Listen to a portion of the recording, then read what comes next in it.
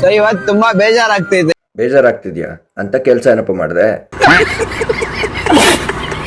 ಯಾಕಂದ್ರೆ ಸೊ ಕಷ್ಟಪಟ್ಟು ತಗೊಂಡಿರೋ ಮೊಬೈಲು ಮಧ್ಯಪ್ರದೇಶಕ್ಕೆ ಬಂದಿದ್ದೆ, ಫುಲ್ ಆಗಿ ಹೊಡೆದೋಯ್ತು. ಫಸ್ಟ್ ಆಫ್ ಆಲ್ ನಾವಾಗಿರೋದಕ್ಕೆ ಸುಮ್ಮನಿದೀವಿ, ಏನೋ ಬಿಡು ವಿಡಿಯೋ ಮಾಡ್ಕೊಂಡು ಸೈಕ್ ಕಡ್ಕೊಂಡು ಬೆಳ್ಕೊಂಡ್ಲಿ ಬಿಡು ಅಂತ ಅನ್ಬಿಟ್ಟು.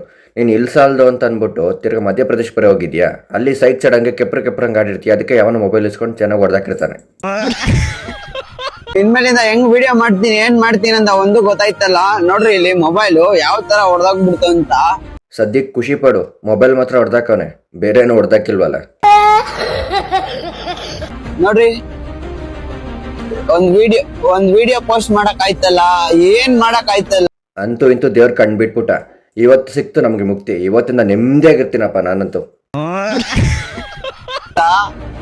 ಸೊ ತುಂಬಾ ಬೇಜಾರಾಗ್ತಿದ್ ನನ್ಗೆ.